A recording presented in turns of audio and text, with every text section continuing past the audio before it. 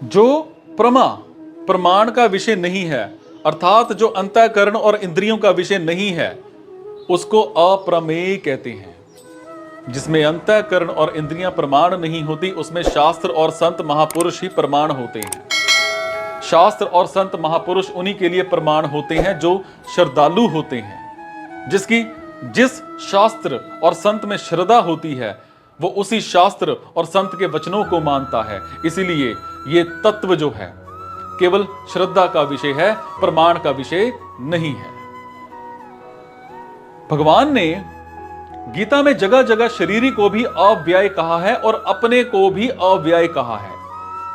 स्वरूप से दोनों अव्यय होने पर भी भगवान तो प्रकृति को अपने वश में करके, मतलब स्वतंत्रता पूर्वक प्रकट और अंतर्ध्यान होते हैं। और ये शरीरी प्रकृति के परवश होकर जन्मता का मरता रहता है, क्योंकि इसने शरीर को अपना मान रखा है। अब शास्त्र और संत किसी को बाध्य नहीं करते कि तुम हमारे में श्रद्धा करो। श्रद्धा करने अथवा ना करने में मनुष्य स्वतंत्र है। अगर वो शास्त्र और संत के वचनों में श्रद्धा करेगा तो ये तत्व उसकी श्रद्धा का विषय है, और अगर वो श्रद्धा नहीं करेगा तो ये तत्व उसकी श्रद्धा का विषय नहीं है। नित्य से ये नित्य निरंतर रहने वाला है, किसी काल में ये ना रहता हो ऐसी बात नहीं है, अर्थात ये सब काल में सदा ही रहता है।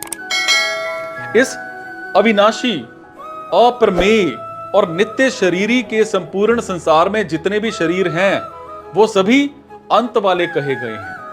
अंत वाले कहने का तात्पर्य है कि इनका प्रतिक्षण अंत हो रहा है। इनमें अंत के सिवाय और कुछ है ही नहीं, केवल अंत ही अंत है। इन पदों में शरीरी के लिए तो एक वचन दिया है और शरीरी के लिए बहुवचन दिया है, शरीरों के लिए। इसका एक कारण तो यह है कि प्रत्येक प्राणी के स्थूल, सूक्ष्म और कारण ये 3 शरीर होते हैं। और दूसरा कारण यह है कि संसार के संपूर्ण शरीरों में एक ही शरीर व्याप्त है। और आगे 24वें श्लोक में भी इसको सर्वगता पद से सब में व्यापक बताएंगे। ये शरीरी तो अविनाशी है और इसके कहे जाने वाले संपूर्ण शरीर नाशवान है। जैसे अविनाशी का कोई विनाश नहीं कर सकता, ऐसे ही नाशवान को कोई अविनाशी नहीं बना सकता। नाशवान का तो विनाशीपना ही नित्य रहेगा और अर्थात उसका तो नाश ही होगा। विशेष बात, ये जो देह देखने में आते हैं ये सब के सब नाशवान हैं, पर ये देह किसके हैं? ये देह नित्य के हैं, अविनाशी के हैं। तात्पर्य है कि नित्य तत्व ने, जिसका कभी नाश नहीं होता, इनको अपना मान रखा है। अपना मानने का अर्थ है अपने को शरीर में रख दिया और शरीर को अपने में रख लिया। अपने को शरीर में रखने से अहंता अर्थात मैं जो पन है पैदा हो गया, और शरीर को अपने में रखने से ममता अर्थात मेरापन पैदा हो गया। ये स्वयं जिन जिन चीजों में अपने को रखता चला जाता है, उन उन चीजों में मैं पन होता ही चला जाता है।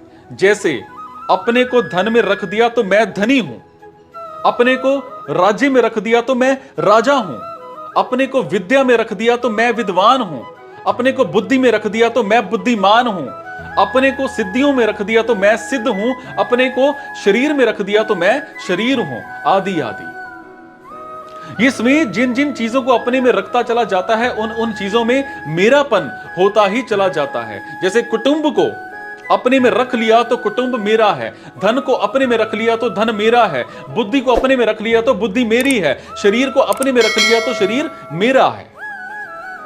जड़ता के साथ मैं और मेरा पन होने से जो ये ही विकार पैदा होते हैं।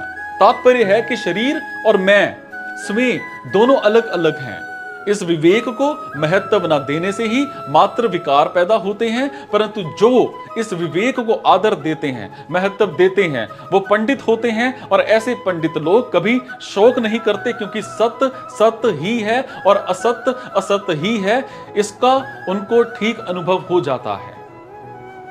भगवान अर्जुन के लिए आज्ञा देते हैं कि सत असत को ठीक समझकर तुम युद्ध करो, अर्थात प्राप्त कर्तव्य का पालन करो। तात्पर्य है कि शरीर तो अंत वाला है और शरीरी जो है वो अविनाशी है। इन दोनों शरीरी की दृष्टि से शोक बन ही नहीं रख सकता, अतः शोक का त्याग करके युद्ध करो। यहां 17वें और 18वें इन दोनों श्लोक में विशेषता से सत्य तत्व का ही विवेचन हुआ है, कारण कि इस पूरे प्रकरण में भगवान का लक्ष्य सत्य का बोध कराने में ही है। सत्य का बोध हो जाने से असत्य की निवृत्ति स्वतः हो जाती है। आरंभ में तो यह तत्व श्रद्धा का विषय है, पर आगे चलकर जब इसका प्रत्यक्ष अनुभव हो जाता है तब यह श्रद्धा का विषय नहीं रहता।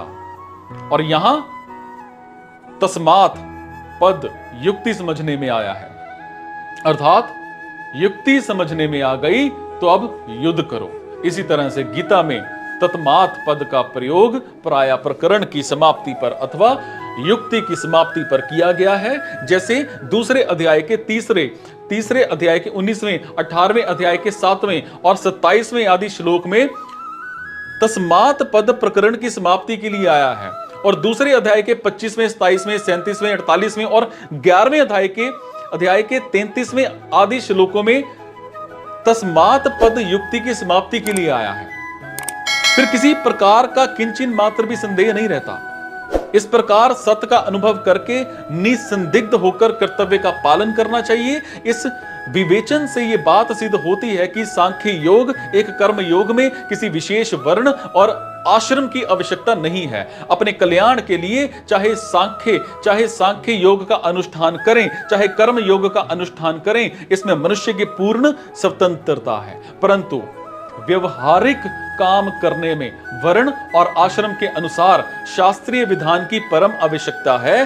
तभी तो यहां सांख्य योग के अनुसार सत असत का विवेचन करते हुए भगवान युद्ध करने की अर्थात कर्तव्य कर्म करने की आज्ञा देते हैं।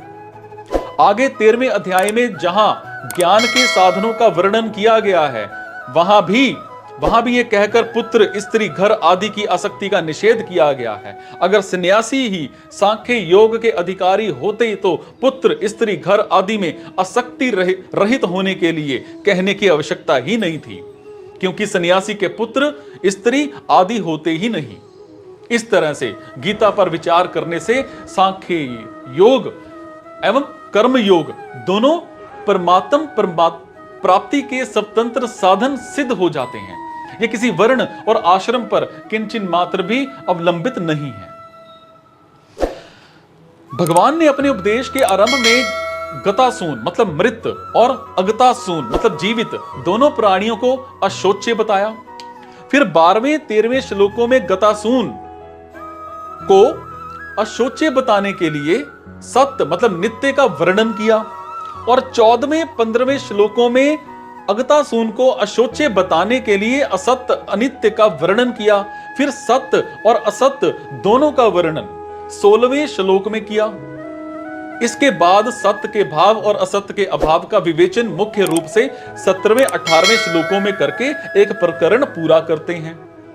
यद्यपि भाव मतलब होनापन आत्मा का ही है, शरीर का नहीं, तथापि मनुष्य से भूल यह होती है कि वो पहले शरीर को देखकर फिर उसमें आत्मा को देखता है, और पहले आकृति को देखकर फिर भाव को देखता है। ऊपर लगाई हुई पॉलिश कब तक टिकेगी? साधक को विचार करना चाहिए कि आत्मा पहले थी या शरीर पहले था। विचार करने पर सिद्ध होता है कि आत्मा पहले है, शरीर पीछे है, भाव पहले है, आकृति पीछे है। इसलिए साधक की दृष्टि पहले भावरूप आत्मा या स्वयं की तरफ जानी चाहिए, शरीर की तरफ नहीं जानी चाहिए।